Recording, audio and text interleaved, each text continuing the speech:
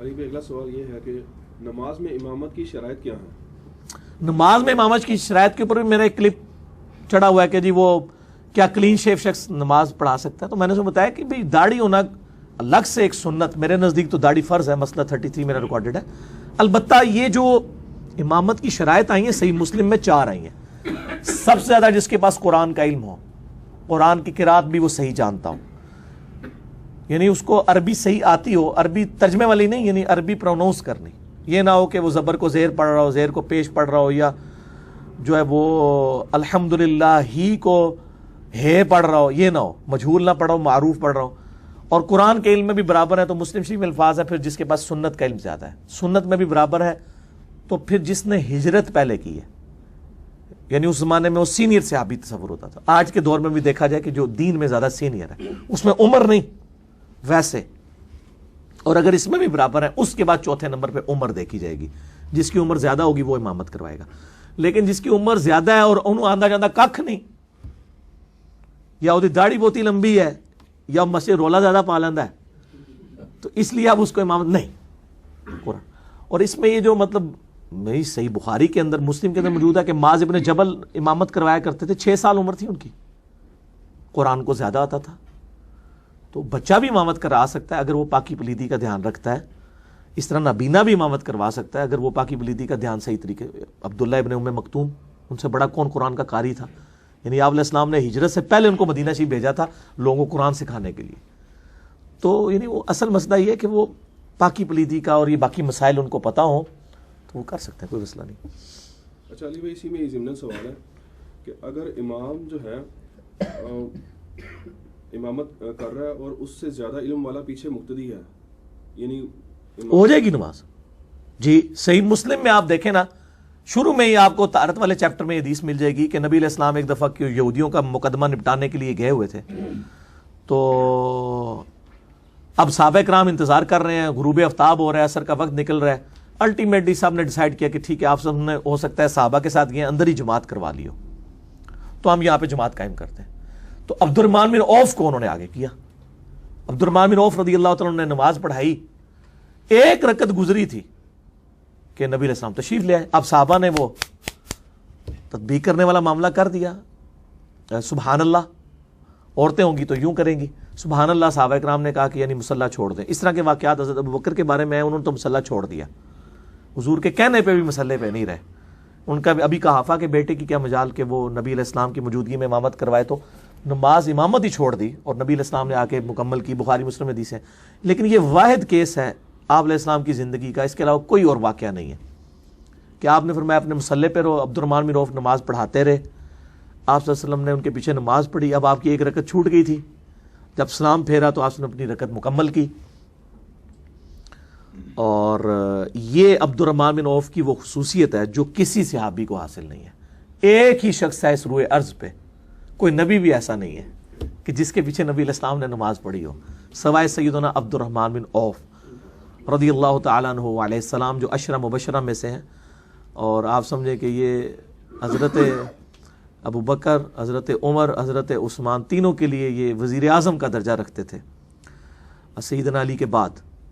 اور جب سیدنا علی یعنی خلیفہ بنے اس سے پہلے یہ فوت ہو چکے تھے. حضرت علی کے لیے ساتھ یہ نہیں رہے عبد الرحمن بن عوف رضی اللہ تعالیٰ عنہ. تو ان کے پیچھے نبی علیہ السلام نے نماز پڑھی. تو اس سے یہ بات ثابت ہوئی کہ افضل شخص غیر افضل شخص کے پیچھے بھی نماز پڑھ سکتا ہے اگر ڈیٹم لیول کی اس کے اندر ساری کوالٹیز موجود ہیں.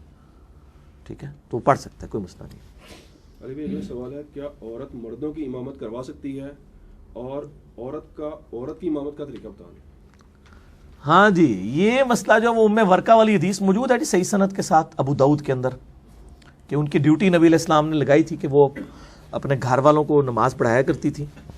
اور وہ آج کل غامدی صاحب کا بھی کلپ، شکر ہے غامدی صاحب کا نام نہیں لیا، غامدی صاحب کچھ کرتے ہیں تو وہ مجھے وکالت کرنی پڑتی ہے، تو میں کسی کا وکیل نہیں ہوں. ان کی آدھی بات درست ہے کہ عورت امامت کروا سکتی ہے، لیکن کس کی؟ اپنے گھر والوں کی اور عورتوں کی. اگر ان کے گھر میں، یعنی ظاہر اس وقت نیا نیا اسلام پھیلا تھا، گھر میں لوگوں کو قرآن ہی کم آتا تھا. اگر کوئی ایک عورت زیادہ بڑی عالمہ ہے، اس کے خامد کو اتنا علم نہیں ہے دین کا، نہ قرآن اسے زیادہ آتا ہے، تو وہ اگر گھر میں امامت کر لیتی ہے محرم کے اندر ہی، تو اس میں کوئی حرج نہیں ہے, عورت کر سکتی ہے امامت. لیکن اگر آپ کہیں گے عورتوں کو امام مسجد بنانا شروع کر دیں ہم, تو یہ تو بات غلط ہے. اس کی وجہ یہ کہ امت کا اجماع ہی نہیں سے ٹرانسفر کر رہا. ویسے تو یعنی غامدی صاحب ہر چیز میں عملی تواتر اجماع کو لیتے ہیں, ادھر اجماع کہاں بھول کے کہ امت کا اجماع اور عملی تواتر ہے کہ مرد ہی ابھی تک امامت کرواتے ہیں. جس طرح اللہ تعالیٰ نے کوئی پیغمبر عورت نہیں بنائی ہے, کیونکہ لیڈرشپ کی کوالٹی ہے نا. الرجال قوامون علی النساء, مرد عورتوں پہ حاکم بنائے گئے. عورت کس طریقے سے مطلب مسجدوں کی امامت کروا سکتی ہے؟ پھر عورت کی آواز کا بھی پردہ ہے قرآن پاک میں, عورت کے زیور کی چھنکار باہر سنائی نہ دے. نبی کی بیویوں سے زیادہ پرہیزگار نہیں تھا, ان کو کہا گیا کہ تم کوئی لجاجت کے ساتھ بات نہ کرنا کہ جس کے دل میں کوئی روگ ہے تو وہ کوئی اسکینڈل چلانا شروع کر دے. تو بات سختی کے ساتھ کرو, پردے میں کرو. جب یہ ہے تو اسلام کے تو مزاج میں, جو غامدی صاحب کے اپنے استاد امین احسن اصلاحی صاحب جو کہتے ہیں مزاج رسول, تو مزاج رسول صلی اللہ علیہ وآلہ وسلم تو یہی ہے کہ عورت امامت نہیں کروائے گی. تو میرا مسئلہ نمبر 161 بھی ہے 2 گھنٹے کا, عورتوں کے پردے کے احکام. عورتیں اذان دے سکتی کہ نہیں, اقامت کر سکتی کہ نہیں, نماز کا طریقہ کیا ہے, اور طواف کعبہ میں وہ 3 چکروں میں رمل کریں گی کہ نہیں, صحیح کے دوران دوڑیں گی کہ نہیں. یہ سارے مسائل میں نے اس حوالے سے کور کیے ہیں. تو عورت امامت کر سکتی ہے اپنے گھر والوں کی اگر وہ قرآن زیادہ جانتی ہے, البتہ پبلکلی نہ جائے, ظاہر ہے اس کی تو آواز کا بھی پردہ ہے. اور عورتوں کی امامت کروائے اس پہ تو اجماع امت ہے. لیکن اس میں پھر جو ہے وہ میں نے اس میں میرا کلپ بھی زیادہ سے ریکارڈڈ ہے کہ اس میں وہ پھر وہ عورتوں کی صف کے اندر ہی کھڑی ہوگی, وہ آگے سے علیحدہ سے نہیں کھڑی ہوگی, اسی صف کے اندر کھڑی ہوگی, امامت کروائے. باقی یہ جو آج کل امریکہ اور یورپ میں فتنہ آیا کہ آگے عورتیں کھڑی ہیں, پھر وہ ویڈیوز بھی بنوا رہی ہیں پیچھے. یعنی ایک عورت کی آواز اگر خوبصورت ہے تو وہ مرد جو اس کے پیچھے نماز پڑھ رہا ہے تو اس کی خوبصورتی میں گھوم رہے گا. وہ نماز انہیں کھیت مٹی پڑھنی ہے. پھر عورتوں کے ساتھ نیچرلی ایسی چیزیں ہیں کہ ان کو پیریڈز آ جاتے ہیں, نماز کے دوران بھی آ سکتے ہیں, تو پھر وہ کسی سے کسی پیچھے اور مرد کو ہاتھ سے پکڑ کے آگے کرے گی, مطلب پاسبل نہیں ہے نا. تو یعنی یہ اسلام کے کلچر میں نہیں چیز بیٹھتی ہے کہ عورتیں جو ہیں وہ پبلکلی آ کے امامت کریں. گھر کے اندر اگر وہ صرف محرم رشتہ داروں میں امامت کر لیتی ہیں تو اس میں کوئی حرج نہیں ہے, اور عورتوں کی امامت کرتی ہیں تو اس میں بھی کوئی حرج نہیں ہے, جواز اس کے اندر موجود ہے. لیکن وہ والا جو مسئلہ ہے نا کہ جی وہ مردوں کی امامت کروائے اور جا کے مسجدوں میں عورتوں کو امام رکھنا شروع کر دیا جائے, تو یہ بالکل اجماع امت کے خلاف ہے. میرے نزدیک یہ امت کی ایجاد کردہ بدعتوں میں سے ایک بدعت ہے کہ عورتوں کو مسجد کا امام بنایا جائے. یہ بدعت ہے, کوئی شک نہیں اس کے اندر. جی علی بھائی, اس میں ایک چھوٹا سا سوال ہے کہ ابھی آپ نے ذکر کیا ہے تو اعتراض اٹھایا جاتا ہے اصل میں نا, وہ کہتے ہیں کہ جو ابھی آپ نے کہا کہ گھر والوں کی امامت کروا سکتی ہے عورت, اس میں اس کے محرم رشتہ دار ہوتے ہیں, اس کا خاوند جیسے ہو گیا, ٹھیک ہے, تو لیکن حدیث میں الفاظ ہے شیخن کبیرہ, اور اس میں بھی ہے کہ انہوں نے نماز پڑھی ہے پیچھے نہیں پڑھی, اس کا ذکر نہیں ہے. کیا یعنی جو ایک حدیث میں الفاظ ہے شیخن کبیرہ, یعنی کہ بہت ہی ضعیف آدمی تھا جن کو مؤذن مقرر کیا تھا, انہوں نے نماز پڑھی یا ام ورقہ کے پیچھے یا نہیں, یہ اس حدیث میں نہیں. چلے وہ دارہا کے الفاظ ہیں, وہ ہو سکتا ہے شیخن کبیر ان کا رشتہ دار ہی ہو کوئی, ان کا ہی کوئی, یعنی اس زمانے کی کیٹاسٹرافک کنڈیشن کو آپ سمجھ نہیں سکتے. جہاں پہ میرے بھائی 5-6 سال کا معاذ ابن جبل امامت کروا رہا ہے, تو اس کا مطلب ہے کہ اتنا قرآن کسی کو نہیں آتا تھا نا. تو آج کے حالات و واقعات میں آپ دیکھیں چیزوں کو سمجھنا, اس وقت نیا نیا اسلام آ رہا تھا, لوگ چیزیں سیکھ رہے تھے. اب بخاری میں حدیث آتی ہے کہ ایک شخص آیا مسجد میں, اس نے کونے میں پیشاب کرنا شروع کر دیا. ہمارا تو بچہ بھی یہ کام نہیں کرے گا, اس لیے کہ بچے کی بچپن سے تربیت ہوئی ہے. اس وقت نیا نیا اسلام آیا ہے تو لوگ آہستہ آہستہ لرن کر رہے تھے, پھر آپ نے اس کو بلا کے سمجھایا کہ مسجد میں یہ کام نہیں کرنا. تو آپ ان حالات و واقعات میں بھی چیزوں کو لے کے دیکھیں کہ اس وقت کیا صورتحال تھی. اس کے بعد جب اس چیز کو اسٹیبلش کیا جاتا ہے نا, جو چیز اسٹیبلش ہوگی وہ ایز اے دین, ایک اسپیسیفک کیس سے آپ یہ معاملہ نہیں لے سکتے. وہ اسٹیبلش تو میں بتا رہا ہوں اجماع ہے, ہمیں دکھائیں نا, مطلب کہ ایک روایت کو لے کے آپ اجماع کو, میں نے پہلے بھی بتایا کہ امام شافعی نے کتاب الام میں لکھا ہے کہ اگر کوئی صحیح حدیث بھی ہو اور اجماع امت سے ٹکرا رہی ہو, وہ حدیث چھوڑ دی جائے گی, وہ منسوخ تصور کی جائے گی اور اجماع امت کو دی جائے گی. اور یہاں پہ تو کلیئر بھی کوئی نہیں ہے, چاہے جائے کہ ایک ام ورقہ کی ایک اکلوتی جو وہ غریب حدیث کو لے کے تو آپ پورے اجماع کا انکار کرنا شروع کر دیں.